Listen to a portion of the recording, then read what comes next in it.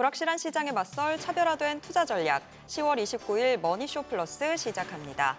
간밤 뉴욕 증시, 미중 협상 기대감과 AI 낙관론 확산에 3대 지수 모두 사상 최고치를 또 한 번 경신했습니다. 국내 증시는 오늘 동반 상승으로 출발을 했는데요. 코스피만 오름세를 이어나가는 모습이었고 코스닥 시장은 하락하는 상황입니다. 오늘 시장이 또 이렇게 엇갈리네요. 어저께 같은 경우는 엔비디아가 또 이제 갑자기 노키아에 투자한다 이러면서 그리고 좀 이제 정상회담에서 결국은 이제 블랙웰이나 이런 반도체 얘기를 미중 간에 합의할 것 같다라는 것 때문에 급등하면서 AI 쪽으로 다시 방향이 확실하게 돌아섰습니다. 네, AI 쪽으로 또 한 번 힘이 실리고 있는 상황입니다. 지금 보시고 계신 머니쇼는 SBS 비즈앱과 유튜브에서 실시간 시청이 가능합니다. 더 많은 국내 주식 정보 받아보실 분들은 카카오톡 채널 머니랩 추가해 주시기 바랍니다. 그럼 오늘 증시인사이트 출연자 모시고 자세한 이야기 나눠보겠습니다. KB증권 프라임클럽 민재기 팀장 모셨습니다. 안녕하세요. 네, 안녕하세요. 네, 오늘도 코스피가 또 어마어마합니다. 지금 4,080선 넘기면서 장을 마쳤는데요.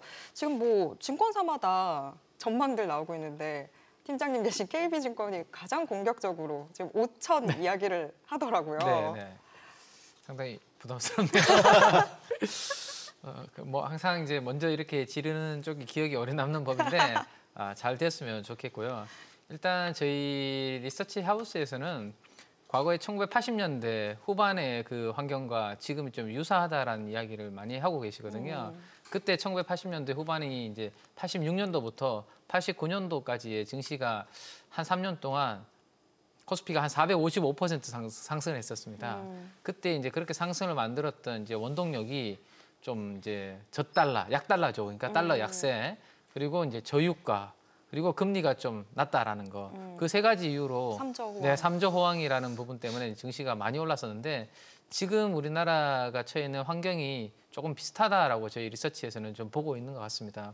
뭐 다들 아시는 것처럼 우리가 주요 통화국 대비해서 달러 가치가 요즘 뭐 100 위로 잘 안 넘어갑니다. 90 중반대에서 이렇게 왔다 갔다 하고 있고, 그다음에 유가도 WTI 기준으로 뭐 60달러 밑에서 지금 55에서 60달러 선에서 움직이다가 최근에 약간 조금 반등은 주는데요. 유가도 지금 안정적인 흐름이고, 마지막으로 금리는 지난주 금요일 날 CPI 나오면서 미국에서 물가 지표 나오면서 더더욱 금리 인하 가능성은 높아졌고, 오늘 밤에 이제 뭐 내일 또 이제 우리 파월 의장 코멘트를 봐야 되겠지만 12월 달에 금리 인하 가능성도 지금 점쳐지고 있는 상황이기 때문에 말씀드렸던 이 세 가지 요소가 증시에는 과거에 이제 호황기 때와 비슷한 그런 환경이 만들어지고 있고, 또 하나 저희 리서치에서 보고 있는 내용 중에 하나가 그렇게 3조 호황일 때 우리나라 이제 PBR이 있지 않습니까? PBR이 저점 대비해서 2.5배에서 3배 정도 이렇게 상승하는 사이클이 왔다라는 거거든요. 그러면 적어도 우리가 PBR이 0.8배 정도가 바닥에서 이제 시작을 했다라면 적어도 한 2배에서 2.4배 정도, 2.5배까지는 아직까지 올라갈 수 있는 최소한의 룸이 남아있다라고 보고 있는 것 같고, 더 위로도 뭐 불케이스로 볼 수는 있지만 적어도 그러면 지금 분위기상으로는 5,000포인트도 가능할 것 같다라는 게 저희 리서치에서 보고 있는 뷰인 것 같습니다. 일단 그 세 가지가 맞아야 되네요. 네. 저달러, 저유가, 그다음에 저환율. 네네네. 저 이 세 개가 맞아야 되는 거네요. 근데 저 환율로 안 가면 어떡하죠? 지금 달러 약세가 미국은 달러 약세인데 사실은 우리나라 원화가 상대적으로 좀 더 약세를 보이고 있잖아요. 1,440원 정도. 네. 그리고 오늘은 1,330원까지 약간 이렇게 떨어지긴 했지만 사실은 조금 예전하고 다른 게 우리나라 환율이 이렇게 위로 올라가는 약세일 때는 증시가 잘 안 가거든요. 그죠. 좋았던 적 처음 보는 것 같아요. 지금 이 케이스가 그렇게 흔하지 않은 케이스죠. 네, 흔하지 않은 것 그리고 같아요. 이제 보통은 달러 약세일 때는 달러로 표시되는 원자재들 있지 않습니까? 뭐 유가라든지 이런 부분들은 높게 가격이 올라서 이렇게 표시되잖아요. 이렇게 달러 약세의 저유가인 케이스도 잘 없는 케이스죠. 그리고 증시가 좋은데 금 가격까지 이렇게 같이 모이는 케이스도 이게 잘 과거에는 없던 케이스들이 좀 만들어지고 있는데, 우리나라가 상대적으로 이제 원화가 약세인 이유 중에 하나는 오늘 모든 시선이 지금 경주 쪽으로 지금 에이펙 정상회담에 가 있는 것처럼 진짜 우리가 3,500달러를 뭐 미국에서 원하는 것처럼 빨리 이거를 줘야 되는 건지 투자를, 아니면 이게 나눠서 좀 줄 수 있는 건지 등등의 이야기가 이제 곧 나올 텐데, 아마 그러한 부분에 대한 불확실성이 사실은 우리나라의 원화에는 조금 반영이 되고 있는 것 같거든요. 그래서 사실은 그게 아니라면 뭐 외국인들 입장에서는 충분히 우리나라에 지금 투자할 수 있는 그런 환경이다 보니까 외국인 수급은 최근에 한 20조 이상 꾸준하게 들어왔던 부분이 있는 것 같습니다. 아니 제가 왜 이렇게 말씀을 드렸냐면 아까 트럼프가 얘기하는데 자기가 있는 동안에 지금 25조 달러를 이제 그 투자를 받기로 했다. 네. 이 전 세계에서 아니 전 세계에서 25조 달러를 미 달러를 사야 되는데 어느 통화가 감히 미 달러를 제끼고 강세가 될 수 있을까? 그래서 저환율이 안 될 것 같은 생각이 갑자기 들어서 질문을 조금 아까 드렸었어요. 네. 그래서 근데 25조를 다 낼 수 있을까요, 전 세계가?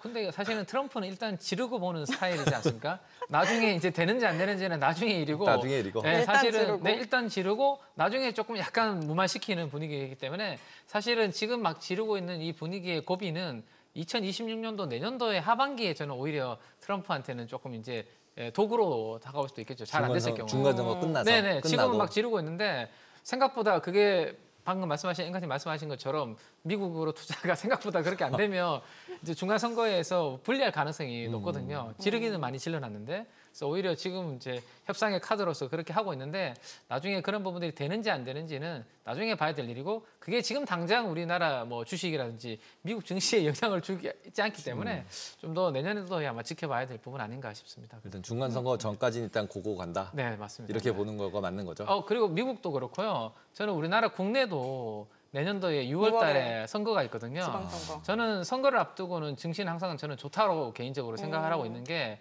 일단은 뭐 누가 이길지는 모르겠지만 선거는 이기고 봐야 되지 않습니까? 네, 이기려면 지금 이 증시가 올라오는 부분에 대해서 계속 이제 뭐 여당 쪽에서는 좋게 이야기를 하고 있습니다. 우리가 이제 정부를 잘 이렇게 운영하니까 증시도 이제 4,000포인트 가는 거 아니냐 이런데 막상 내년에 증시가 빠져버리면 선거에서 할 말이 없거든요. 선거운동에서. 그러면 적어도 국내적으로도 저는 선거 전에는 증시를 이렇게 살리기 위한 정책들이 계속 드라이브가 걸리지 않을까 그렇게 생각을 좀 하고 있습니다.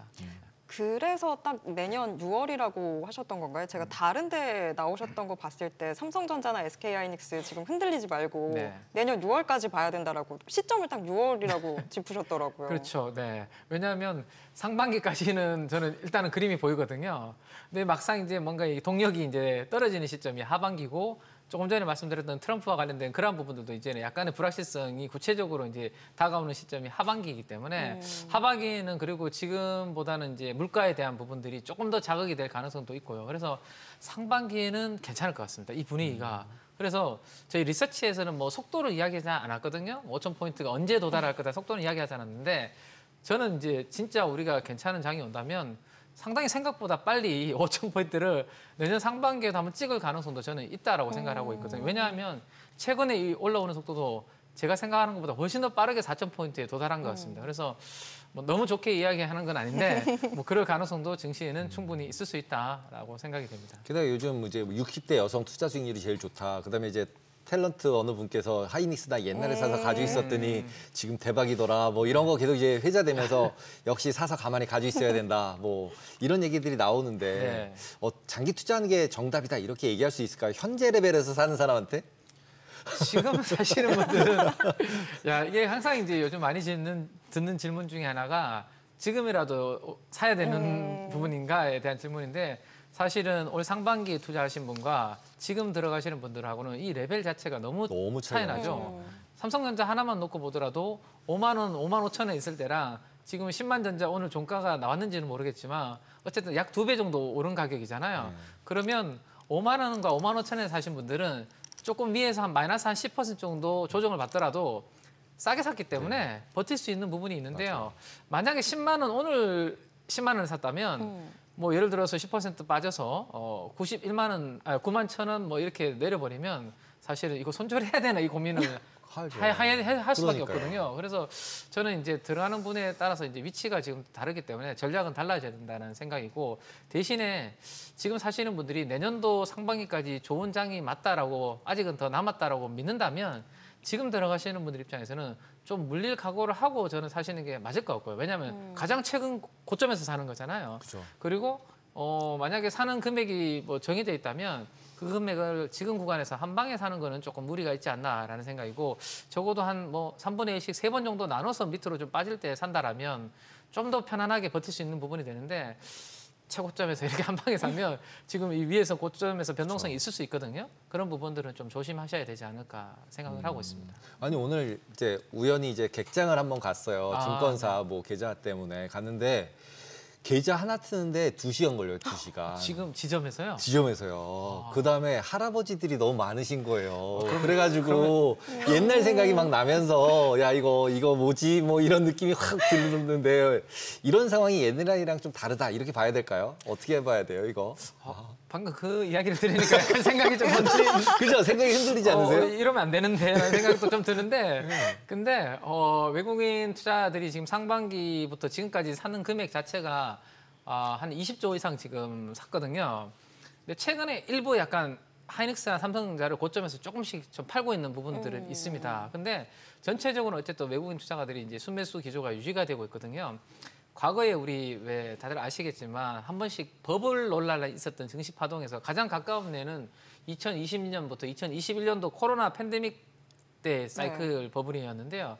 그때 고점은 개인 투자분들이 방금 말씀하셨던 개인 투자분들이 고점을 형성을 하셨거든요. 그리고 외국인 분들은 이미 그때 외국인 투자자들은 주가가 21년도 올라오는 내내 주식을 팔고 개인 투자분들이 그 물량을 다 받았는데요.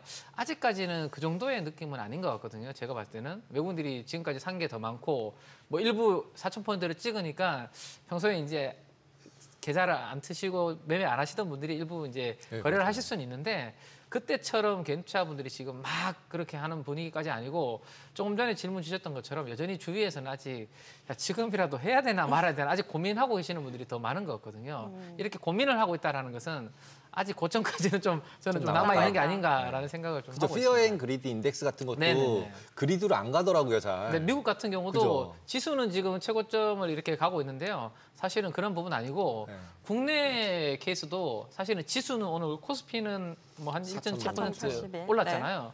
근데 지금 코스닥은 지금 마이너스라는 말이죠. 사실은 우리가 ADR이라는 지표가 있습니다. 이게 이제 등락 비율이라는 건데 하락 종목수 대비해서 상승 종목수가 얼마나 많은지를 보여주는 지표인데 이게 70대 초반에 있거든요. 그 70대 초반에 있다는 것은 지수는 올라가는데 종목은 안 올라간다는 이야기입니다. 일부 종목들의 대형주들이 지수를 움직이는 거고 종목 상승 종목수가 확산이 되는 건 아니거든요. 근데 진짜 불장이면 종목들이 다 가리죠. 엄청 뜨겁게 막 움직여야 되는 그런 부분인데 지금은 몇몇 종목들만 아직까지 움직이고 이게 아직 확산이 되는 분위기 아니기 때문에 저는 뭐 아직 고점을 논하기에는 조금 이르지 않나. 다만 단기적으로 좀 빠르게 올랐기 때문에 언제든지 잠깐 쉬는 그림은 나올 수 있다 정도로 생각하시면 좋을 것 같습니다. 지금 뭐 AI 관련해서는 또 호재가 계속되는 거잖아요. 간밤 미증시에서도 그랬고. 네. 근데 그 전까지는 우리가 계속 삼성전자, SK하이닉스 서로 막 비교하고 이랬는데 호재가 계속되니까 이제는 그런 비교 자체도 좀 무의미해지는 건 아닌가라는 생각 들어요. 그렇죠. 뭐 왜냐하면 이제 주가가 어느 정도 레벨로 다 올라오는 상황이라서 사실은 제가 이제 우리 SBS 오기 전에 삼성전자랑 SK하이닉스 이제 뭐 목표가 정도 한번 해봤는데요. 근데 제 나름대로 좀 해봤습니다. 뭐 삼성전자 케이스만 가지고 예를 들어보면 삼성전자는 주가가 업황이 되게 안 좋을 때 PBR로는 0.9배 정도 수준이 거의 저점입니다. 항상 사이클이 메모리 사이클이 안 좋을 때 그리고 이제 업황이 아주 좋을 때는 거기서 한 2배 정도 올라가서 한 자산 가치 1.8배 정도 수준이 항상 역사적인 밴드의 상단부거든요. PBR로. 그러면 이제 원래 우리가 삼성전자가 벌어들일 BPS 주당 순자산 가치가 있을 것이고 내년도를 넣느냐 올해를 넣느냐 한 10% 정도 차이는 납니다. 근데 그렇게 해서 1.8배를 이렇게 곱해 보니까요. 올해 기준으로는 한 11만 원 정도 거의 다 왔네요. 네, 나오고 내년도 벌어들이는 자산 가치는 6만 8천 원입니다. 거기 그러면 1.8배 곱하면 12만 원 정도 됩니다. 요즘 최근에 삼성전자 애널리스트 분들의 목표 주가를 보면 11만 원과 13만 원 사이 그 안에서 밴드가 형성이 되고 있거든요. 그러면 10만 원에서 내가 산다라면 그 목표 주가의 룸만 본다면 먹을 수 있는 룸이 10%에서 한 20% 정도밖에 안 남거든요. 그러면 상반기에는 한 100% 정도의 이러한 업사이드 룸이 있었다면 지금은 그만큼 줄어드는 환경이기 때문에 이건 하이닉스도 마찬가지입니다. 그래서 지금은 뭐 두 개 중에 어느 게 더 낫다라고 비교하기가 좀 쉽지는 않은데요. 그래도 아직까지 밸류에이션 측면에서 뭐 부담이 조금 더 덜하다면 삼성전자가 아직은 밸류에이션은 좀 더 올라갈 수 있는 룸은 덜하죠. 네, 남아 있는 게 아닌가 뭐 이렇게 말씀드릴 수 있을 것 그러니까 같습니다. 올해 같은 경우는 하이닉스가 있냐 없냐로 끝난 것 같아요. 맞습니다. 네, 네. 이거는 뭐 다른 거 얘기할 거 아무것도 없는 것 같은 이런 상황인데 특히 하이닉스 네. 오늘도 결국은 7% 올랐네요. 이상 네. 올라버리니까 네. 아, 역시 그냥 하이닉스 빠질 때 사는 게 정답인가 뭐 이런 느낌인데 지금이라도 하이닉스 사야 될까요? 비싸다고 말씀은 하셨지만 뭐 비싸다기보다는 이 밸류에이션은 어디까지 이제 확장이 될지는 우리가 모르는 거고요. 과거에 이제 우리가 한 10년 동안, 20년 동안에 SK 하이닉스가 걸어온 길을 봤을 때 2배 이상에서는 항상 이제 고점을 형성한 경우가 많았으니까 PBR 2배. 그래서 이제 이미 2배를 넘어서 버렸거든요. 지금 하이닉스는. 그래서 이제 지금 신규로 들어가기에는 이 50 뭐 몇만 원에서는 조금 이제 부담스러울 수 있는 신경은 좀 써야 되는 부분이고 오늘도 주가는 올랐지만 외국인들은 지금 보니까 한 39만여 주 정도 팔았거든요. 그래서 최근에 SK 하이닉스는 주가 올라오는 동안 외국인들은 계속 일단 있죠. 물량을 줄이고 있는 그런 상황입니다. 그리고 이제 내년이 아니라 오늘 이제 실적이 나왔으니까 4Q 이제 영업이익이 좀 궁금해하실 텐데 지금 영업이익이 한 13조 정도 컨센서스가 형성이 되고 있습니다. 12조 9천억 정도 형성이 되어 있는데요. 그러면 3Q 대비해서 4Q의 QOQ로 성장률이 엄청 그렇게 높지 않는 게 지금 현실이거든요.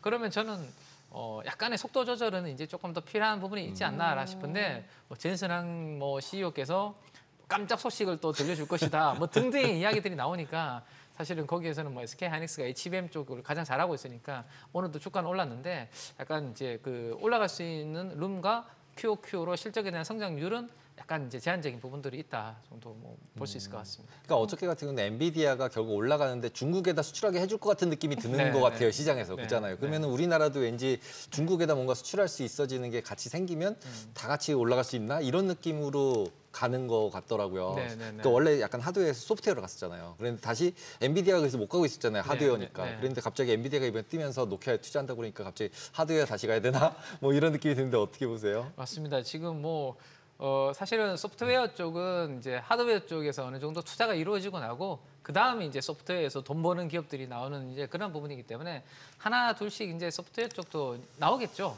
사실 저도 지금 유료로 AI 소프트웨어 구독하고 있는 게 6개나 있습니다. 그러니까요. 각자 특징이 다 다르다 보니까 벌써 돈을 이렇게 내고 있는데 그게 이제 진짜 제대로 된 돈을 벌어주려면 시간은 조금 걸릴 수 있겠죠. 근데 지금 여전히 AI 인프라 투자는 천문학적인 지금 돈이 들어가고 있는 거잖아요. 오픈 AI는 돈이 없으니까 다른 빅테크들하고 이렇게 손잡고 이렇게 하고 있는 부분들이 있어서 지금 아직은 투자의 시대인 것 같습니다. 그래서 여전히 투자하는 쪽에서 수혜를 받을 수 있는 우리 국내 관련된 기업들이 수혜를 보고 있고 대표적으로 엔비디아가 저렇게 좋으니까 젠슨항 CEO가 내년도도 전혀 걱정할 거 없다라면서 AI 버블을 거의 뭐 잠재워주는 발언을 네, 했지 않습니까? 그 발언. 그러니까 그 AI 가속기에 들어가는 이제 MLB라는 통신 기판이 있습니다. 이렇게 여러 층 쌓는 기판이 있는데요. 이수페타시스라는 종목이 있습니다. 그 회사는 최근에 뭐 시장에 뭐 흔들림과 관계없이 그냥 막 올라가고요. 그다음에 두산 지주회사 두산 있죠. 지주회사 두산은 자회사 중에 두산전자 비지라는 회사가 있습니다. 비지라는 회사인데 그 회사는 이제 또 동박적층판이라고 CCL을 또 엔비디아향으로 주고 있거든요. 엔비디아가 그렇게 좋다고 하니까 두산은 또 오늘 올랐는데다가 더 올라가고 거기에 또 뭐 원료를 납품하는 파미셀이라는 회사까지 다 올라가는. 그래서 아직은 이러한 뭐 관련된 AI 인프라와 관련된 투자 쪽에서 더 집중하는 게 맞는 것 같고요. 어느 정도 이러한 투자가 이루어지면 그 다음에서 이제 우리가 돈 잘 버는 소프트웨어의 윤곽이 이제 나타나면 그때 이제 소프트웨어 투자하는 것도 뭐 괜찮지 않을까 생각을 하고 있습니다. 원전주는 어떨까요? 오늘 반도체 빼면 원전인 것 같은데 뭐 원전이야말로 AI 호재도 있고 마누가 프로젝트 수혜 여러 가지로 지금 받아가는 것 같은데요. 저 개인적으로는 반도체도 좋아는 하는데요. 저는 원전이라든지 이런 AI 데이터 센터 투자로 인해서 더 중요한 거는 전력 쪽이라고 생각하거든요. 반도체 만드는 건 좋은데 반도체를 돌릴 수 있는 AI 데이터 센터를 움직이려면 결국엔 전기와 전력 없이는 이거 안 되는 거거든요. 그래서 사실은 저는 반도체도 좋아하는데 전력을 더 개인적으로는 좋아하는 부분이고 지금 오늘 새벽에 미국에서 제 기억으로는 800억 달러의 또 원전에 대한 투자 이야기가 나오는 바람에요. 그 우리나라 돈으로 그러면 한 114조 정도 되는 금액이 나오니까 오늘 뭐 미국의 그 우라늄 광물 생산하고 있는 카메코 같은 기업들이 막 20 몇 % 오르고 많이 올랐는데 일단 이 원전은 우리나라만의 지금 스토리가 아니라 글로벌 트렌드거든요. 특히 미국이 AI 데이터 센터에서 안정적인 전력 공급에 있어서 필요한 부분이고 저는 사실 오늘 제일 기대하고 있는 내용이 조선이라든지 이런 부분이 아니고 원전과 관련된 저는 협력 이야기가 좀 나오기를 저는 개인적으로 기대하고 있습니다. 뭐 한미 원자력 협정도 의제로 올라가 있다고 하는데 결국에는 이 원전을 800달러 짓는 건 좋겠는데 누구랑 할 거냐라는 게 미국이 지금 제일 중요한 거거든요. 근데 조선을 우리 보고 같이 하자라고 계속 트럼프가 이야기하고 있는데 아직 원전에 대해서는 구체적인 이야기는 안 나오고 있는데 최근에 우리나라 현대건설이 미국 쪽에서 몇 가지 계약한다라는 이야기가 나왔고요. 두산 에너빌리티도 기자재 공급한다는 소식이 이번 주에 나오면서 주가가 더 좋거든요. 결국에는 반도체 TSMC 같은 기업이 원전에서는 우리나라의 두산 에너빌리티이기 때문에 저는 원전은 계속 이 방향성에 맞춰서 좀 따라가야 된다라고 생각을 하고 있습니다. 좋게 보고 있습니다. 비싸도 사야 된다. 자, 이게 이제 항상 받는 질문입니다. 네. 근데 두산중공업이 지금 내년도 벌어들이는 이익 기준으로 거의 한 PER이라고 하잖아요. 우리가 한 70배, 80배 정도 될걸요? 네. 근데 미국에 있는 블룸에너지라는 회사가 있습니다. 연료 전지하는 회사인데요. 그 회사는 100배가 넘습니다. 100배 넘죠. 네, 100배 넘는데 오늘 주가가 실적 나오고 시간 내에서 막 또 20% 이상 올라가고 있거든요. 지금 이러한 그 에너지 인프라 관련된 기업들은 지금 당장의 실적이 아니라 앞으로 수주받아서 나중에 실적이 나오기 때문에 지금 당장은 당연히 고퍼일 수밖에 없습니다. 근데 이게 결국에 나중에 지금 수주받고 이게 실적으로 나오면 고퍼가 저퍼로 바뀔 거거든요. 근데 그 저퍼에서 하면 이미 주가는 하늘나라에 가 있을 겁니다. 그래서 오히려 이러한 기업들은 고퍼에 사서 나중에 실적 나오는 저퍼에서는 팔아야 되는 전형적인 사이클을 가지고 있는 기업이기 때문에 오히려 지금 실적 안 나온다는 논리로 많은 분들이 이제 머뭇거릴 때 주가는 계속 가잖아요. 네, 그래서 이 실적으로 보고 대응하는 이 기업은 쪽은 아닌 것 같습니다. 아니다. 원전 쪽은. 네. 그 원전, 그다음에 뭐 바이오텍 이런 거는 실적이고 뭐고 다 필요 없이 일단 네네네. 투자를 열심히 하는 곳에다가 그냥 일단 따라서 사줘야 되는 거예요. 네네. 조금 쉽게 설명드리면 우리가 2년 전에나 2, 3년 전에 조선을 그때 관심이 있었나요? 그때 비쌌거든요. 왜냐하면 그때는 수주받은 것들이 싼 물량이었고 그 싼 물량들이 실적에 나가니까 적자고 숫자가 별로 안 나와서 별로 관심이 없었죠. 근데 오히려 2년 전으로 다시 돌아갈 수 있다면 아마 현대중공업, 하나오션 이런 주식들을 하나오션이죠. 사고 싶을 겁니다. 과거로 돌아가면. 지금이 딱 약간 그런 느낌이고 한 가지만 더 말씀드리면 반도체 장비주들이 하이닉스 주가 움직일 때 같이 움직이거든요. 근데 지금 투자가 막 나오는 게 아닙니다. 투자가 안 나오니까 지금 반도체 가격이 올라오는 거거든요. 근데 장비주들은 하이닉스가 이렇게 돈 잘 벌면요. 그 다음 사이클에 투자를 하기 때문에 장비주들은 지금 같이 움직이는 거거든요. 근데 지금 숫자가 없기 때문에 고퍼 주식입니다. 장비주들도 고퍼에 사서 저퍼에 팔아야 되는 전형적인 반도체 장비주이기 때문에 오히려 지금처럼 투자를 이제 앞으로 할 거야라는 이야기가 나오면서 움직일 때 이럴 때가 이제 사실은 투자해야 되는 그런 타이밍이죠. 통신주는 어떻게 봐야 될까요? 엔비디아가 노키아에 투자하면서 뭔가 통신이 새로운 엔비디아의 테마주가 되는 건가라고 생각했는데 어떻게 봐야 될까요? 통신은 제 개인적으로는 사실은 하반기에 유일하게 이제 안돈 섹터라고 생각을 하고 있었거든요. 왜냐하면 2018년도에 그때 5G 투자가 한참 이루어졌던 시절이 18년, 19년이었습니다. 그때 당시에 우리나라의 통신 관련된 종목들이 한 해에 막 500%, 100%, 에이스테크, 뭐 KMW 이런 기업들이 없었으면 그때는 되게 소외되는 때가 통신 장비 5G 투자 사이클이었거든요. 그리고 코로나 터지면서 이게 완전히 무너졌었죠. 근데 최근에 지금 다시 이제 5G 뭐 이야기가 아니라 이제는 6G 이야기가 나오는데 6G로 가면 5G보다 훨씬 더 속도가 50배 빨라지면서 이 초저 지연이라고 하잖아요. 지연을 뭐 많이 줄여주는 이런 부분들이 앞으로 이제 핵심이 되는 건데 결국에는 이번에 이 사이클이 한번 돈 것 같습니다. 어제 오늘 이제 통신 장비가 도는 것 같은데 근데 이쪽도 미국의 이제 주파수 경매가 통신사들이 이제 하반기에 마무리가 되거든요. 본격적인 투자의 집행은 내년도에 이루어질 것이고 내년도 가면 우리나라 관련된 기업들한테 이제 발주 이런 부분들이 나올 수 있습니다. 그게 이제 어젯밤에 블룸버그에서 기사가 한번 도는 바람에 앞으로 6G 관련해서 한미 협력이 있을 거다라는 게 돌았지 않습니까? 저기 지금 네. 나오고 있는 아, 나왔나요? 공식화되고. 네, 저게 이제 저게- 있었죠. 예. 그러면 이제 내년도에 저런 부분들이 이제 본격적으로 되면 과거에 우리 미국 쪽으로 많이 수출했던 우리나라의 통신 장비 회사들이 있습니다. 뭐 RFHIC, KMW 등등의 기업들이 있는데 그들은 사실은 이제 내년도에 사이클이 한번 올 가능성이 높기 때문에 지금부터 몇 년 동안 우리가 버려놨기 때문에 공부가 안 돼 있는 분들이 많을 텐데요. 사실은 지금부터 이제 공부는 좀 해야 되는 대표적인 좀 아직까지 크게 안 움직인 섹터다라고 보시면 될 것 같습니다. 버려놨던 종목을 다시 보자. 그렇죠. 네. 네. 그리고 조금 아까 나온 이제 속보 같은 거 보다 보니까 아마존에서 우리나라에 50억 불 투자한대요. 속보가 나왔 네, 지금 속보 나왔는데 네네네.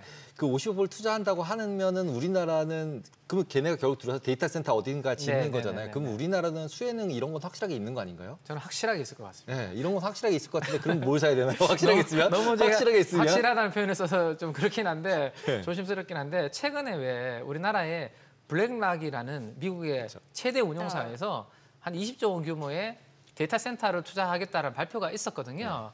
근데 서남해 쪽에 신재생 기반으로 투자를 하겠다라는 이야기를 했습니다. 그죠? 그래서 신재생 기반으로 AI 데이터 센터 투자를 하면 전력망을 다 다시 갖춰야 됩니다. 최근에 움직이는 종목들 보면 전선 움직이죠. 그다음에 전력기기 HD, 현대일렉트릭, LS일렉트릭 다시 막 가잖아요.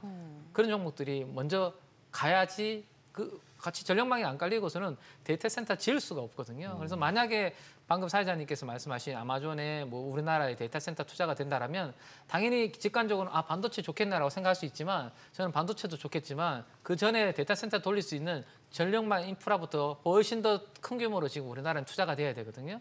그러면 최근에 움직이고 있는 이런 전선, 전력 관련된 기업들한테는 계속해서 좋은 환경이 되고 또 하나는 서남해권에서 뭔가 이제 투자를 한다라고 했고요. 그다음에 우리 에너지 고속도로 이야기가 나오는데 이거는 해상 풍력 관련된 부분들도 연결이 되거든요. 그래서 해상 케이블 관련된 부분들도 우리나라에서 관련된 기업들 잘하는 기업들이 있습니다. 그래서 LS 마린 솔루션이라든지 이런 기업들까지도 수혜가 될 수 있기 때문에 저는 거기까지 우리나라 수혜 부분들은 계속해서 같이 좀 지금 봐야 되는 부분이 있겠다라고 말씀을 좀 드릴 수 있을 것 같습니다. 저희 지금 굉장히 좀 여러 테마들 종목들 살펴봤는데 저희 한 달 전쯤에 오셨을 때 아무도 안 보던 석유화학 얘기를 좀 네네네네. 해주셨잖아요. 네네네. 사실 그래서 팀장님이 지금 제일 주목하고 있는 게 뭘까가 전 더 궁금하거든요. 네네. 뭐 석유화학 같은 경우는 이제 아마 S-오일 같은 경우가 아무도 안 보기 때문에 조금 오르긴 했는데 사실은 다른 기업들 대비해는 오른 것도 별로 네. 없죠. 그래서 재미는 별로 없는 뭐 상황인데 제가 개인적으로 제일 뭐 좋게 보는 거는 오늘 말씀드렸던 것 전력? 중에서 결국에는 전력 전력? 쪽인 것 같습니다. 네, 뭐 원전이라든지 그다음에 이제 LNG 쪽 있지 않습니까? LNG 밸류체인 쪽도 오늘 그 SMR, S&T 에너지라든지 한택 같은 기업들이 미국의 백태사한테 저희가 수주를 지금 계속 받고 있거든요. 우리나라에서 미국의 백태사로부터 지금 수주 받고 있는 회사가 딱 2개밖에 없습니다. S&T 에너지, 한택 이런 기업인데 여기는 뭐 열교환기라든지 에어쿨러라든지 이런 이제 복합화력 발전소에 들어가는 그런 부분들을 받고 있는데 여기도 또 에너지 쪽이거든요. 그래서 결국에는 에너지 인프라 관련된 이런 부분들로 저는 계속해서 좀 집중을 하시면 그래도 뭐 좀 안정적인 뭐 투자처가 되지 않을까 이렇게 생각을 하고 있습니다. 종목이 너무 좋은 게 많으니까 걔네가 합쳐진 ETF를 하나 골라서 사야 되나 이런 생각이 갑자기 드네요. 그런 AI 핵심 전력 인프라 관련된 뭐 이런 무슨 ETF 그런 ETF도 많거든요. 있죠, 네. 있죠. 그런 기업들도 ETF 지금 흐름 괜찮은데 하나를 딱 고르기 어렵다라면 사실은 요즘 ETF도 하루에 막 5%, 10%씩 오릅니다. 네, 이상한 네. ETF 너무 많으니까 네. 충분히. 그래서 ETF로도 충분히 저는 투자하시는 것도 괜찮지 않을까 말씀드리겠습니다. 네, 오늘 말씀 여기까지 듣겠습니다. 고맙습니다.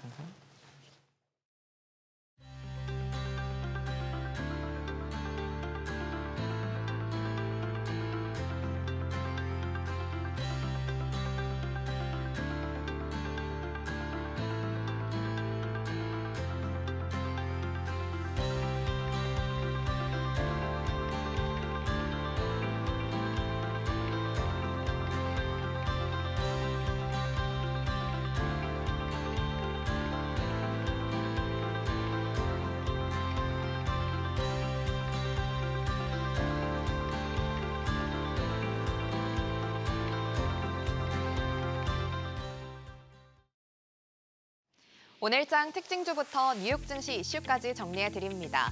먼저 오늘 우리 증시에서 가장 주목받은 섹터 혹은 테마부터 정리해 볼 텐데요. SK하이닉스가 3분기 영업이익 11조 3,800억 원으로 창사 이래 최대 실적을 기록했습니다. AI 인프라 투자 확대로 메모리 전반의 수요가 늘고 HBM3 12단과 서버형 DDR5 같은 고부가 가치 제품 판매가 확대돼서 지난 분기에 기록한 역대 최고 실적을 다시 한번 넘어섰습니다. 또 간밤 뉴욕 증시에서는 엔비디아가 사상 최고가를 경신하면서 반도체 업계 전반에 훈풍이 불어들었는데요. 먼저 오늘 SK하이닉스는 7.1% 오르면서 55만 8천 원에 마감했고요. 삼성전자가 1.01% 오르면서 10만 500원, 두산도 오늘 12%대 강세 보였고 원익 IPS와 유진테크가 각각 8%, 10%대 강세 보이면서 관련주들이 일제히 상승 마감했습니다. 한미 양국이 조선업에 이어 원전 생태계 전반의 기술 투자 협력을 강화하는 마누가 프로젝트를 검토한다는 소식에 원전주가 강세였습니다. 또 미국 정부가 웨스팅하우스와 원전 도입을 가속화하기 위한 전략적 파트너십을 체결하면서 웨스팅하우스의 핵심 협력사인 현대건설과 두산에너빌리티의 수주 확대 기대감이 부각됐는데요. 이에 따라 오늘 두산에너빌리티는 11%대 오르면서 96,400원에 마감했고요. LS 일렉트릭이 9.23% 오르면서 42만 원, 효성중공업이 오늘 4%대 강세였고 강원에너지와 현대건설이 각각 12%, 6%대 오름세 보이면서 관련주들이 강세로 마감했습니다. 이어서 뉴욕 증시 종목에 대한 이슈와 투자 의견 정리해드리겠습니다. AI 열풍으로 반도체 기업들의 차세대 메모리 공급 경쟁이 치열해지고 있죠. 특히 간밤 엔비디아의 젠슨 왕 CEO가 AI 칩 매출 5천억 달러를 전망하면서 AI 거품설을 잠재워 그 경쟁이 더 격화될 전망인데요.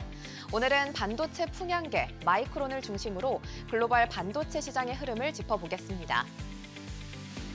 최근 DDR4 8GB 현물 가격은 $8 80센트 수준으로 반년 새 4배 이상 뛰면서 2019년 이후 최고치를 기록했습니다. 삼성전자와 SK하이닉스, 마이크론 같은 주요 업체들이 HBM에 집중한 나머지 일반 D램 공급은 줄어든 게 가격 급등의 주요 원인인데요. 데이터 센터 서버 교체 수요까지 겹치면서 공급 부족 현상은 더 심화하고 있습니다. 이대로 D램 생산이 중단되면 내년부터는 일부 제조업들이 생산 차질이나 납기 지연을 겪을 수 있다는 우려도 나오고요. 공급난이 장기화될 경우 중국과 대만 업체들이 반사이익을 얻으면서 시장 영향력을 키울 가능성도 제기됩니다. 한편 D램 가격 상승으로 삼성전자와 SK하이닉스의 실적은 크게 개선될 전망입니다. KB증권은 내년 삼성전자의 영업이익이 올해보다 79% 늘고 SK하이닉스는 52% 증가할 걸로 예상했는데요. 2026년에서 27년 사이 D램이 심각한 공급 부족을 겪을 거라면서 가격 상승세가 내년까지 이어질 걸로 전망했습니다. 마이크론의 지난 실적도 살펴보면 매출은 전년 대비 46% 증가한 113억 달러로 시장 예상치를 웃돌았는데요. AI 데이터 센터 수요가 늘면서 D램 매출이 70% 급증해 전체 실적 개선을 이끌었습니다. 다음 분기 매출은 최대 128억 달러로 제시됐고 내년에도 메모리 반도체 공급 부족과 함께 가격 강세 흐름이 이어질 걸로 내다봤습니다. 그리고 마이크론은 최근 차세대 메모리 모듈인 소캠2를 공식 출하했습니다.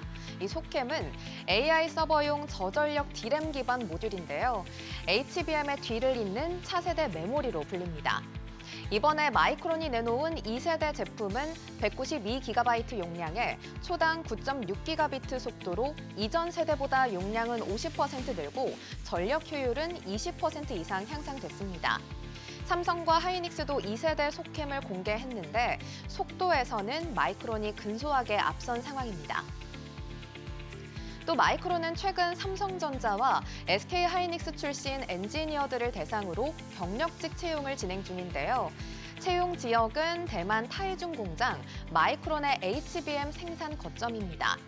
마이크론은 차세대 제품인 HBM4 양산을 내년 2분기부터 시작할 계획인데 업계에서는 마이크론이 공격적인 인재 영입과 기술 투자를 통해 삼성전자, SK하이닉스와의 격차를 좁히려는 전략으로 보고 있습니다.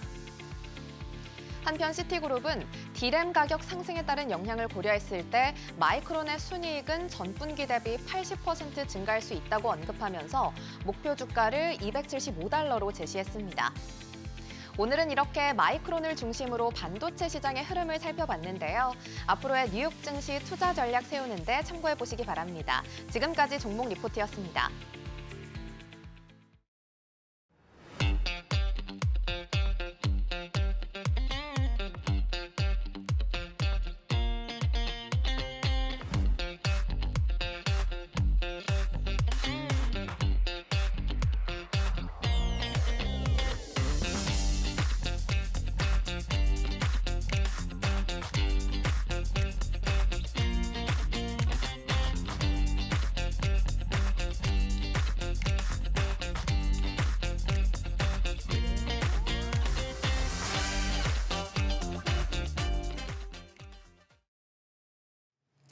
오늘이죠. 경주에서 한미 정상회담이 시작됐습니다. 이 대통령 취임 이후 지난 8월 미국에서 만난 뒤 약 2달 만에 열리는 한미 정상회담인데요.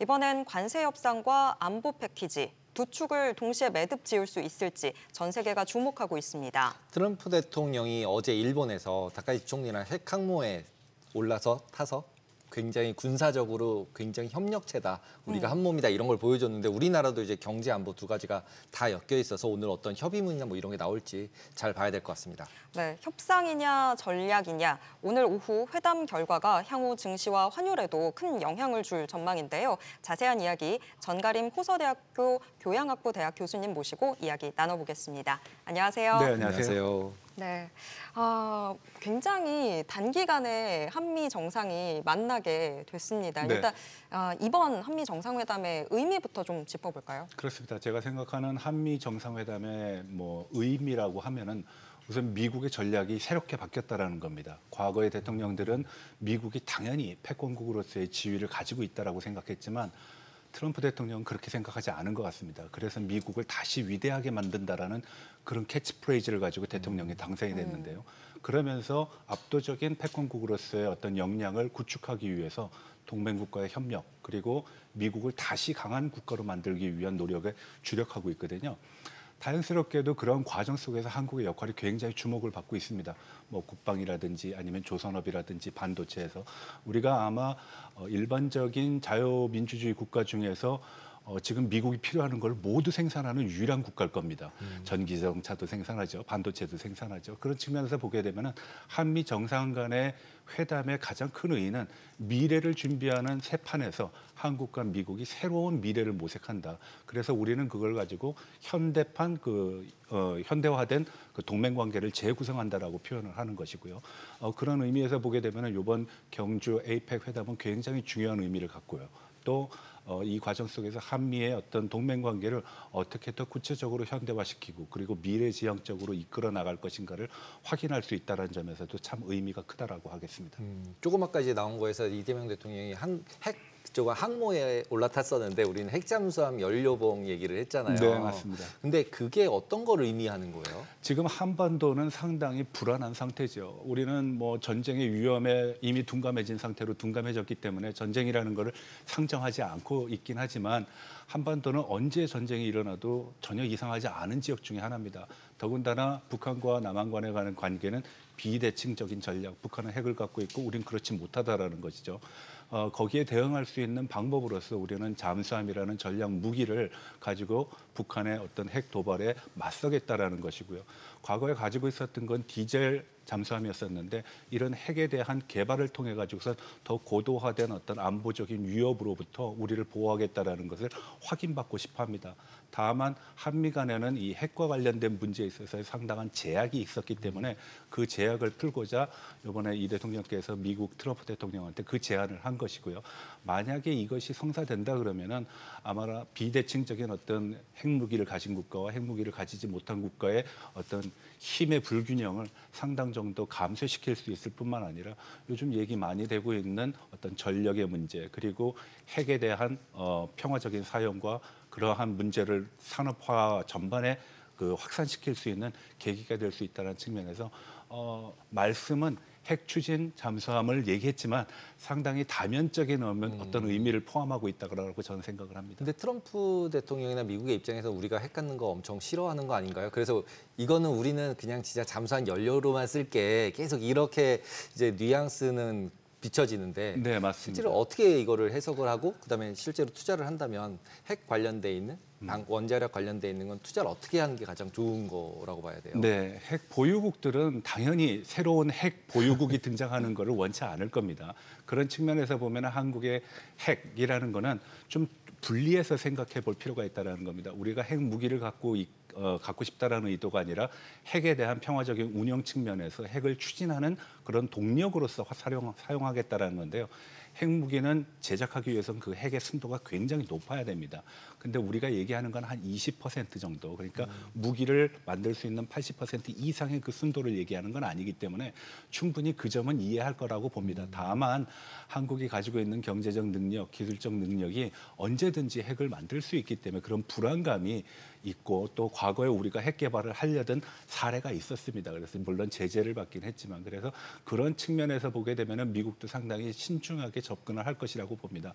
다만 우리가 언제까지 이러한 문제에서 제약을 받고 그리고 안보적인 측면, 경제적인 측면, 기술적인 측면에서의 어떤 여유를 갖고 행동을 할 수 없기 때문에 이런 측면에서 미국에 제안을 한 거고 미국도 상당히 긍정적으로 평가를 할 거라고 저는 생각을 합니다. 좀 전에 또 속보 나오는 거 보면 중국 외교부가 결국에 부산에서 미중 정상회담 하는 걸로 지금 발표가 나오고 있네요. 네, 요 속보 좀 전해드리도록 하겠고요.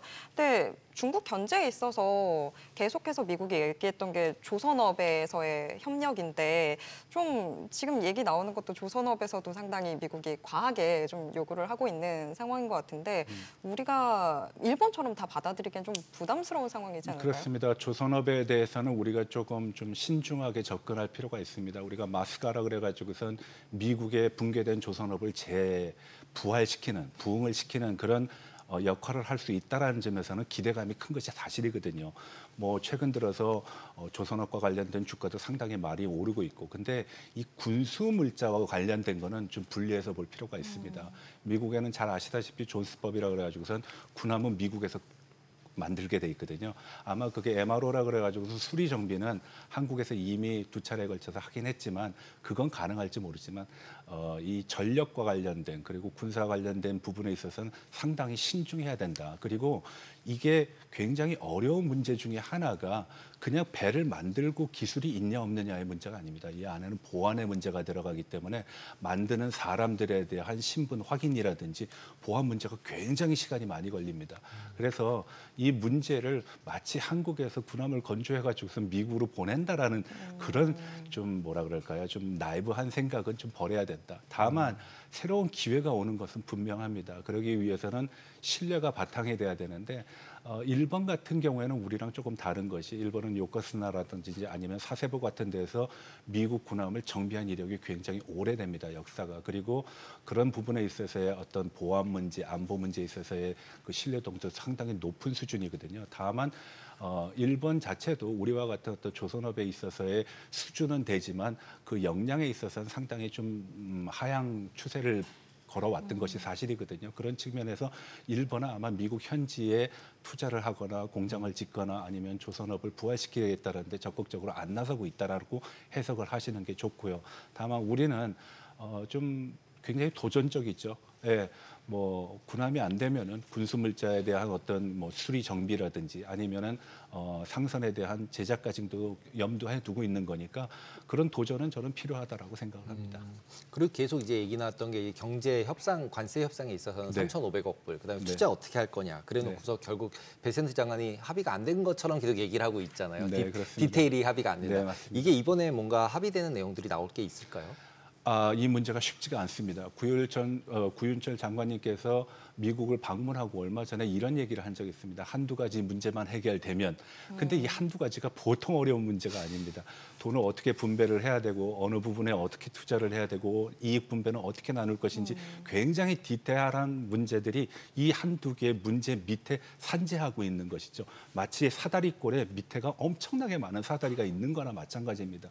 그래서 사실 얼뜻 보면은 마치 협상이 거의 막바지에 다다른 것 같지만 디테일의 문제에 있어서는 상당히 복잡한 문제들이 있다. 그 문제들을 협의하기 위해서는 상당한 시간도 필요하고 한국과 미국 간의 양자 간의 협상에 있어서 한국이 짊어져야 될 부담을 미국이 상당히 수용을 해야 되는데 아마 미국에서는 그 정도까지는 생각을 안 하고 있는 것 같습니다. 예를 들어서 우리가 97년에 외환보유액 같은 경우 지금 우리나라도 그런 걱정을 하는 거 아닙니까? 150억에서 200억 달러밖에 운영을 할 수가 없는데 지금 3,500억 달러를 미국에 투자하게 되면은 만일이라는 상황 속에서 우리가 과연 그러한 위험을 극복할 수 있는가? 거기에 대한 해답은 지금 미국이 분명하게 입장을 표명하고 있지 않습니다. 그래서 이런 지금 한미 간의 어떤 협상 물론 조속히 되게 되면은 뭐 자동차 산업이라든지 여러 연관 산업에 있어서 혜택이 기대가 되긴 하지만 섣부르게 협상을 추진해 가지고선 미래적으로 장기적으로 손해가 난다라는 것은 오히려 하지 못한 것보다 못하니까 그런 측면에서 보면 우리가 굉장히 신중하게 접근하는 것은 오히려 당연한 거라고 보고요. 그리고 또 그러한 그 신중함이 필요한 시기이기도 합니다. 왜냐하면은 미국은 제가 봤을 때는 굉장히 들떠 있거든요.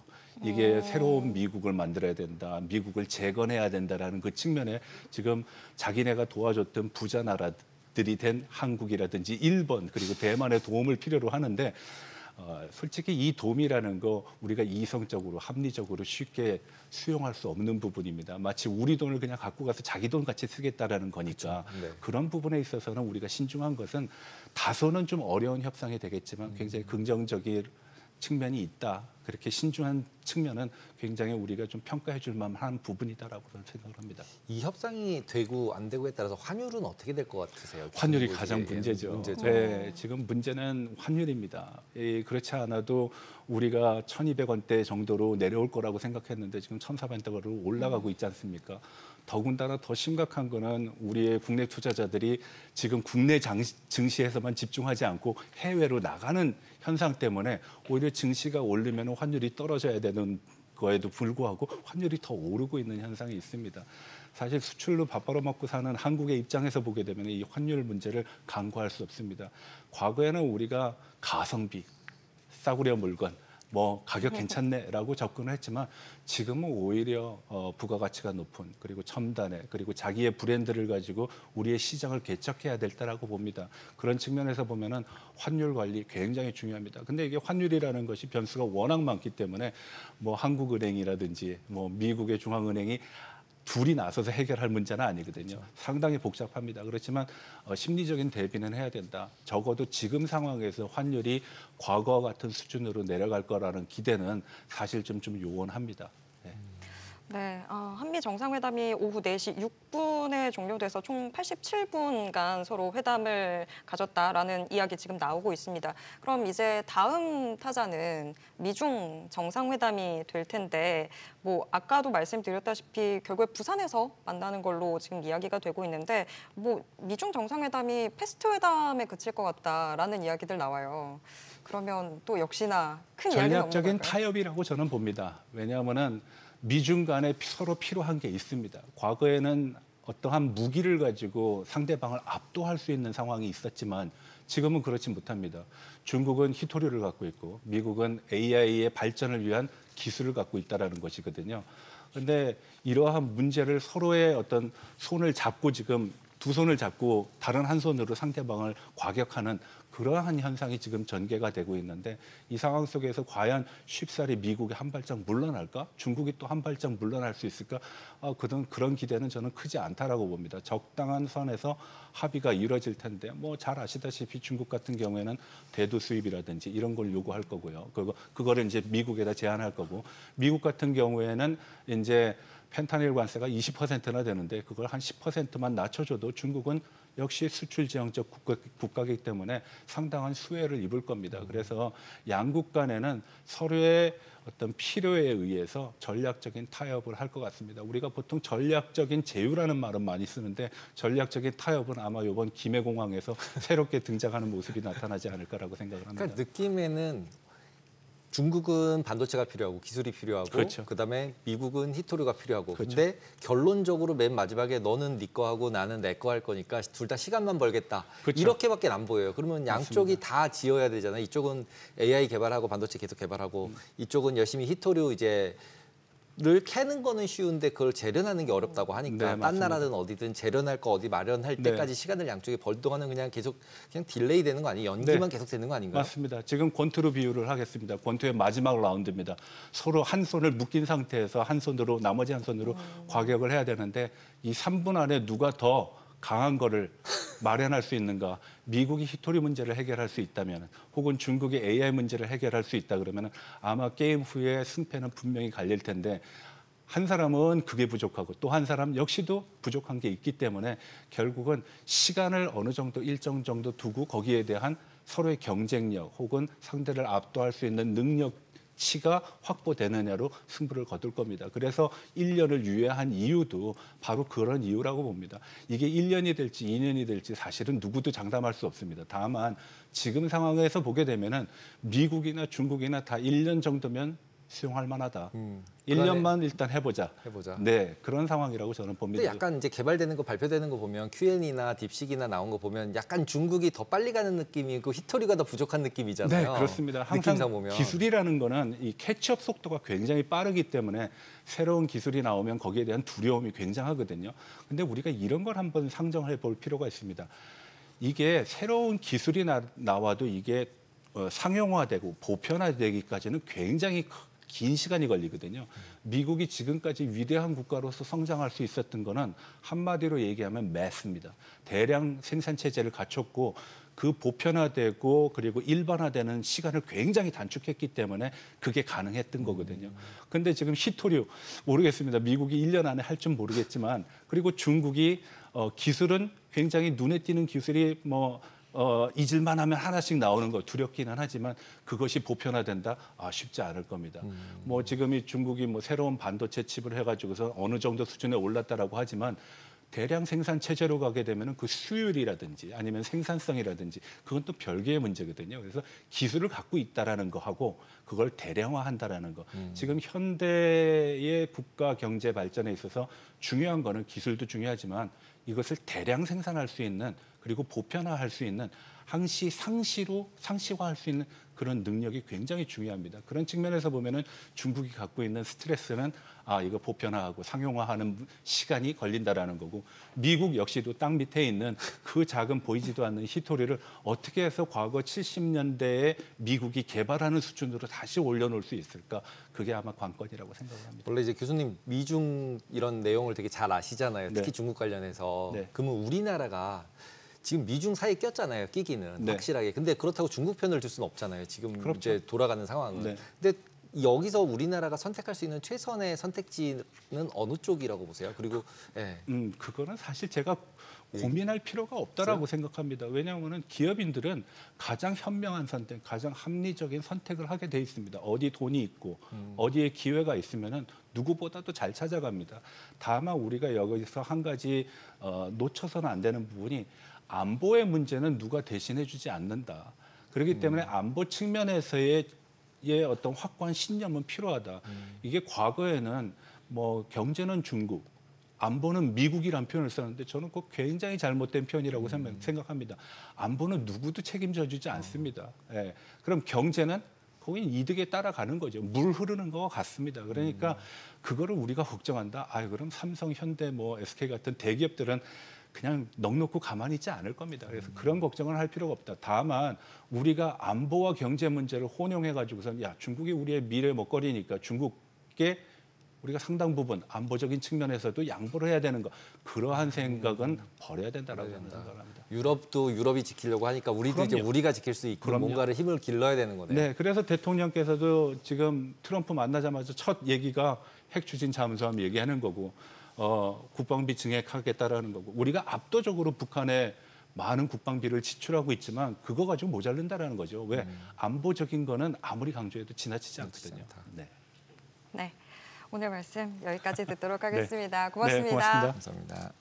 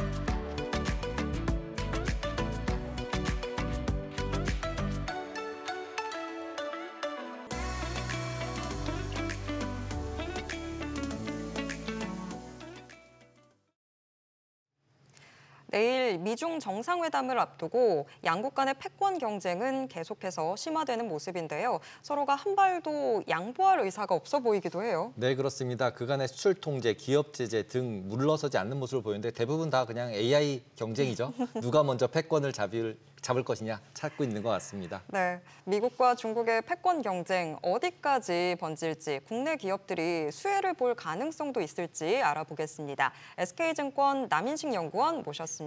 안녕하세요. 네, 반갑습니다. 안녕하세요. 네. 바로 내일 미중 정상회담입니다. 뭐 여러 가지 의제가 있겠지만 역시나 핵심 의제는 히토류겠죠? 네, 맞습니다. 그래서 히토류 관련돼 가지고 하나 역사적인 이야기를 들려드리고 싶어요. 그래서 중국이 1980년대 이제 덩샤오핑이 지도하던 시기였죠. 그때 이런 말을 했어요. 중동에 오일이 있으면은 중국에는 히토류가 있다라고 해가지고 전략적으로 히토류 산업을 키웠습니다. 그래서 중국의 히토류 광산들이 많은데 그때부터 정제 시설들을 많이 건설을 했고요. 사실 앞서 말씀드렸던 것처럼 정제 노하우들을 많이 쌓아놨습니다. 그래서 구체적으로 조금 말씀드리면은 정제할 때 이게 노하우들이 많이 필요를 하고 한 10년, 20년 가까이 노하우들을 많이 쌓아야 돼요. 그러니까 히토류 광산이 있으면은 광구들이 여러 군데가 있는데 이 광구들마다 성격들이 조금씩 다릅니다. 어떤 거는 뭐 네오디뮴이 많기도 하고 어떤 거는 뭐 디스프로슘이 많기도 하고 이런 차이에 따라 가지고 정제 공정에 쓰이는 용매의 농도들을 조정을 해줘야 되거든요. 그런데 이런 것들이 뭔가 특허라던가 보호받는 것들이 아니라 오랜 시간 트라이얼 앤 에러 이런 식으로 노하우를 쌓아야 되다 보니까 사실 미국 입장에서는 단기간에 뭔가 히토류 관련해서 카드를 내밀기는 쉽지는 않죠. 미국이 생각했을 때는 그냥 파면 된다고 처음에 접근을 했다가 네. 수입하려고 했더니 개발이 안 되고 안 되는 거죠. 그러니까 지금 약간 꼬리 좀 내리고 그냥 네. 좀 줘라 이렇게 가고 있는 모습이라고 봐야 되는 거가 맞는 거죠. 네, 맞습니다. 그래서 얼마 전에 미국 청문회 보면서 제가 이름은 기억은 안 나는데 미국 이제 하원 의원이 그런 질문을 했어요. 미국에서 이 히토류를 채굴을 하면 되는 건데 왜 호주나 일본 같은 데를 가냐라고 하는데 미국에서 히토류를 채굴은 할 수는 있습니다. 근데 이 히토류도 종류가 보면은 경히토류 그리고 중히토류가 있는데 미국에 있는 히토류 광산들은 대부분 경히토류에 속합니다. 그래서 지금 미국에서 히토류 광산 실제로 채굴하는 업체가 MP 머티리얼스라는 회사가 있고 그 회사가 가지고 있는 광산도 대부분 경히토류밖에 안 나옵니다. 그래서 트럼프 대통령이 그린란드에 대해서 욕심을 냈던 것도 그린란드의 일부 중히토류 광맥들이 있기 때문이었거든요. 그래서 이런 배경 때문에 사실 미국이 중국이랑 벗어나가지고 히토류를 단기간 안에 생산하기에는 상당히 어렵습니다. 보통 이제 히토류가 중요하다고 하는 게 결국 AI 이제 뭐 로봇이든지 네. 자동차든 전기차든지 이런 거 만들 때 히토류가 무조건 필요하니까 대책이 없는 거잖아요. AI 시대로 갈 때. 그래서 맞습니다. 무조건 중요해진 거고. 그다음에 아까 말씀하셨듯이 뭐 등서평이 히토류가 기름이다, 오일이다 이렇게 얘기했던 것처럼 지금 이제 진짜 그렇게 된 거잖아요. 맞습니다. 실질적으로. 그랬을 때는 이제 가격을 매길 때 점점 히토류 가격도 올라갈 수밖에 없고 기름 가격 움직이듯이 맞습니다. 마찬가지로. 그러면 이런 상황에서 미국이 결국은 선택할 수 있는 방법이 중국에서 받는 거 말고 다른 방법이 있나요? 그래서 미국의 싱크탱크에서 미국은 그럼 어떠한 선택을 해야 되냐라고 그쵸. 하는데 일단 단기적으로는 이 히토류 최저 가격제를 유지를 해야 된다라고 이제 첫 번째 카드를 이제 내밀었어요. 이게 뭐냐면은 광산업이라는 게 사실은 리스크가 굉장히 큽니다. 그러니까 이 광산 개발 기간도 길기도 하고 인허가 처리하기도 통과하기도 어렵거든요. 근데 광산이 개발되고 채굴을 하면 또 다른 문제는 이 광물의 가격의 변동폭이 너무 크다 보니까 사실 민간업자들이 쉽게 투자하기가 어려웠던 거예요. 그래서 그 싱크탱크에서 이야기하는 최저 가격제는 미국 정부에서 최저 가격에 무조건 매입을 해라. 그래서 민간업자들이 투자를 할 수 있게 도와라. 라는 거를 먼저 이제 내밀었습니다. 그러면 이거는 단기적인 해결 방법이고 장기적으로 미국이 취할 수 있는 거는 동맹국들을 활용해라. 거죠. 그래서 지난주였죠. 이제 호주 앨버니지 총리를 트럼프가 만나서 이야기한 것도 결국에는 희소 광물에 대해서 이야기를 했습니다. 호주에는 희소 광물이 많습니다. 히토류, 코발트, 리튬 이런 것들이 굉장히 많거든요. 그래서 동맹국들을 활용을 해가지고 이 정제 시설을 동맹국 안에서 건설하든 미국에서 하든 동맹국들과 협상을 하자라는 거를 좀 장기적인 해결 방법으로 제시를 했습니다. 그래서 JP모건 같은 경우도 이제 일본이나 호주에다 투자를 한다고 얘기를 하잖아요. 그렇게 네. 한마디로 이제 돈까지 줘서 투자까지 해서 가져가겠다 이렇게 되는 건데, 그럼 이제 우리나라 같은 경우는 히토류 관련해서는 어떤 어프로치를 해야 되는 건가요? 그래서 우리가 히토류 이렇게 하는데 밸류 체인으로 한번 나눠보면 좋을 것 같아요. 그래서 가장 첫 번째 있는 게 업스트림 회사겠죠. 광산 회사가 있고 그 다음에 미드스트림 정제 회사라고 하겠습니다. 가장 다운스트림에 있는 거는 연구자석 생산 업체예요. 이 히토류를 받아가지고 연구자석을 생산을 해서 테슬라, 현대차 이렇게 납품하는 이런 선형적인 구조가 히토류 산업의 얼개라고 보시면 됩니다. 근데 여기서 문제점은 광산 그리고 정제 시설을 운영할 때 환경 파괴가 너무 많이 됩니다. 그리고 환경 규제를 다 지키면서 만약에 이 시설들을 운영을 한다고 하면은 중국의 원가 경쟁력을 당해낼 수가 없어요. 그래서 우리나라 입장에서 우리나라처럼 이제 선진국, 사실상 선진국이잖아요. 그렇죠. 그리고 시민 의식도 높아진 상황에서는 이런 광산이나 정제업체에 진입하기에는 어렵고요. 그래서 해결법으로는 연구자석 생산 기업들을 더 사업을 많이 하고 있습니다. 그래서 기업으로 보면은 대기업에서는 이제 LS 그룹 그리고 포스코 그룹에서 이 연구자석 생산을 계획을 하고 있고요. 중소기업 중에서는 JS 링크라는 회사가 연구자석 생산을 굉장히 공격적인 목표를 제시를 하고 있습니다. 근데 지금 히토류 관련하면 저희가 지금 계속 보다시피 각국 정부 정책들의 이거에 따라서 너무 많이 변동성을 보이는데 네. 종목 위주로 대응하는 것보다는 차라리 그러면 ETF 차원에서 접근하는 게 나을까요? 근데 사실 이제 ETF, 그러니까 저는 이제 섹터 애널리스트고 기업 분석을 위주로 하다 보니까 저는 더 좋은 기업에다가 더 많이 투자를 해야 된다라는 게 제 기본적인 투자 논리예요. 그게 제 투자 스킴이고. 그래서 사실 ETF들을 보게 되면은 좀 종목들이 많이 섞여져 있습니다. 그렇죠. 그러니까 뭐 특정 ETF를 제가 말씀드리기는 어렵지만 뭐 중국 히토류 회사가 있기도 하고 뭐 미국 히토류 회사가 있기도 한데 제 생각에는 뭐 그렇게 하는 것보다는 한국에서 연구자석 생산하는 업체들 위주로 좀 잘 선별해서 투자를 하는 것들을 좀 추천을 드립니다. 그리고 저희 초기에 시작할 때 저희가 AI 패권 경쟁이다 이렇게 네. 얘기했잖아요. 네. 근데 이제 결국 AI 패권 경쟁이 에너지 경쟁이고 과거 70년대 이제 유가가 결국 에너지였고 그걸로 이제 잘못될 뻔했었던 미국이 살아났죠. 페트로달러 하면서. 그렇죠. 네. 그러면 지금 어떻게 보면은 이 데이터 센터를 막 투자하는 게 결국은 이제 이 데이터가 오일이다. 그래서 이거를 미국이랑 중국이랑 놓을 수가 없다. 그래서 여기서 패권을 잃으면 끝이다. 이래서 끝까지 투자한다. 네. 이렇게 가고 있는 모습인데 네, 맞습니다. 그 안에 결국 히토리가 빠질 수가 없고 에너지가 빠질 수가 없는 거잖아요. 에너지가 네. 없으면 어쨌든 AI가 안 돌아가니까. 네, 맞습니다. 그럼 이런 상황에서 우리는 인프라 이제 구축하는 데 있어서 얼마나 빨리 어떻게 접근을 해야 되는 걸까요? 그래서 이제 AI 그리고 에너지 이런 말씀을 해주셨는데 일단은 데이터 센터에서 전력 수요가 굉장히 어마무시하다라는 거는 사실상 상식적으로 지금 많이 알려진 상황이에요. 근데 우리가 투자할 때는 조금 더 앞을 내다보거나 더 깊게 파야겠죠. 그래서 제가 지금 주목하고 있는 주제는 엔비디아가 제시하는 차세대 AI 팩토리의 AI 팹의 개념입니다. 그거를 이제 800VDC라는 기술 개념을 이제 선보였는데, 그러니까 지금의 데이터 센터로는 AI 연산을 감당하기가 어려워서 AI 팩토리를 건설을 해야 됩니다. 근데 문제가 뭐냐면은 첫 번째는 발열 문제가 있고 두 번째로는 전력 부하의 변동성이 너무 크다라는 거예요. 그래서 발열 문제 같은 경우는 이 AI 팩토리 같은 경우는 GPU 그리고 서버 렉들을 밀집해서 건설을 해야 돼요. 그래야지 데이터들이 더 빠르게 되고 연산 속도가 빨라지거든요. 그럼 더 발열 문제가 더 심해지거든요.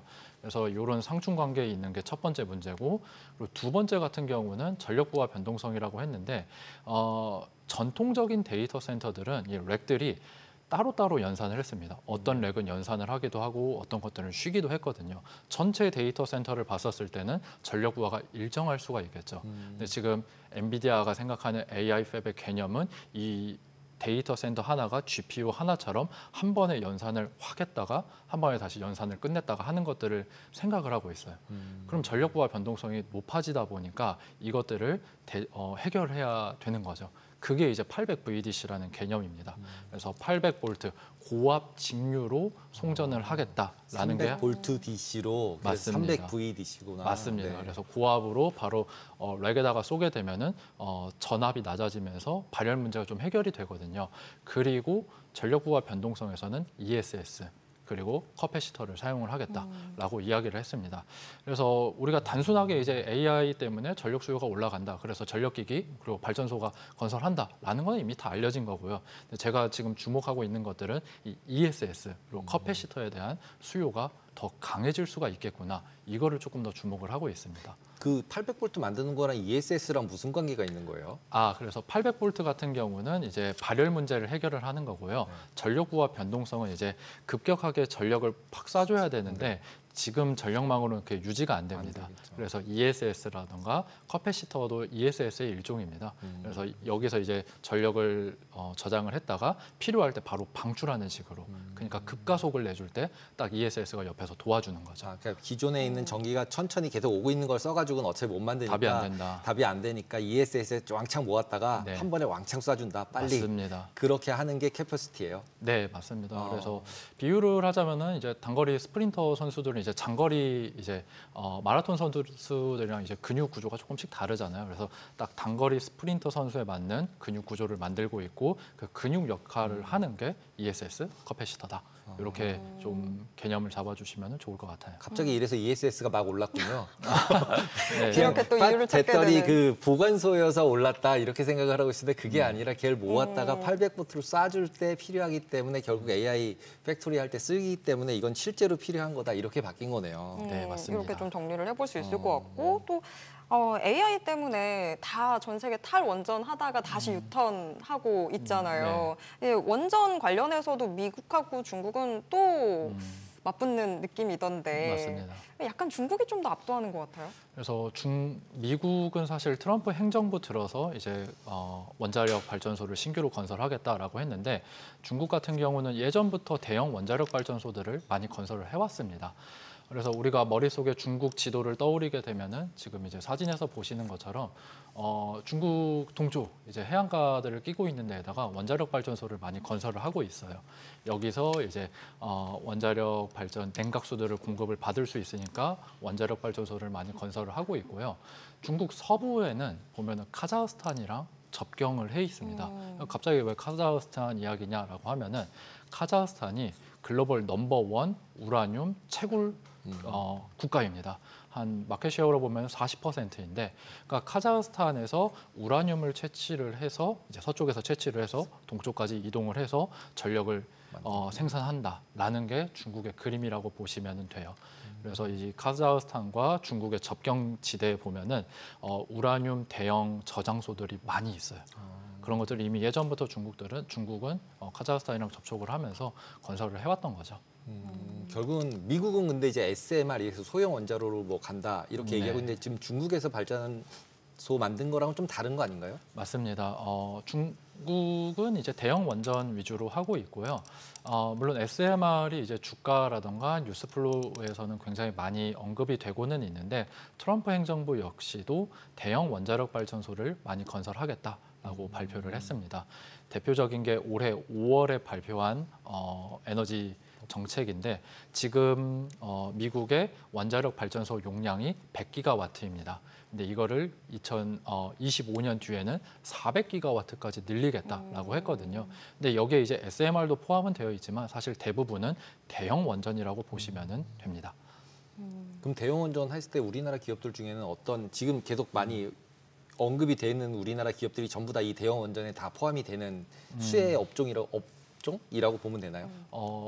조금 차이가 있는 게 이제 원자력 발전소를 건설할 때 세 가지 주체가 필요합니다. 설계도를 가지고 있는 한정 기술, 그리고 원자력 발전소 주기기를 생산하는 두산에너빌리티, 그리고 EPC 역할을 하는 이제 건설사들이 있겠죠. 근데 여기서 보면은 두산에너빌리티 같은 경우는 미국이 필요로 합니다. 그러니까 미국 같은 경우는 1979년에 3마일 섬 원전 사고가 발생하고 나서 원전 건설을 안 했거든요. 그러면서 이 주기기 만드는 회사들이 사실상 사라졌습니다. 마치 조선업이랑 비슷하죠. 그래서 미국 입장에서는 이제 두산에너빌리티를 필두로 한 창원의 공급망이 필요로 한 거고요. 근데 이제 약간 애매하게 된 거는 이제 설계 기업인 한정기술 같은 경우는 이제 웨스팅하우스랑 조금 경쟁을 할 수가 있습니다. 그래서 웨스팅하우스에 AP1000을 쓰냐 아니면 한정기술에 APR 1400을 쓰냐 이거가 사실은 좀 화두가 되고 있는 거죠. 네. 관련해서 국내 뭐 더 확장을 좀 해볼게요. 원전에 더해서 전력 관련주들까지 국내에서 가장 좀 주목해야 되는 뭐 기업이 있다면 어디일까요? 전체 다 제가 보고 있는 기업 중에서 탑픽을 여쭤보시는 것 같은데 일진전기를 가장 좋아하고 있습니다. 그러니까 일진전기 간단하게 소개를 드리면은 매출액의 70%는 전선 그리고 30%는 전력기기를 생산을 하고 있습니다. 근데 일진전기가 다른 회사들이랑 차별화가 되는 점은 증설 결정을 빠르게 내렸어요. 그러니까 현대나 효성 같은 경우는 물론 대기업이기는 하지만 지난 15년 동안 좀 다운 사이클을 겪다 보니까 이 트라우마가 있어가지고 증설 결정을 빠르게 못 내렸거든요. 근데 일진전기 같은 경우는 유휴 부지를 원래 가지고 있어가지고 증설 결정을 빠르게 내렸습니다. 그래서 작년 11월에 이미 신공장 준공이 끝났고 올해 하반기 때부터 그게 이제 실적 개선이 본격화될 예정이거든요. 그래서 실적이 개선되는 만큼 주가도 올라갈 가능성이 높다. 이렇게 바라보고 있습니다. 지금 차트 나오는 거 보는데 황당하네요. 아, 네.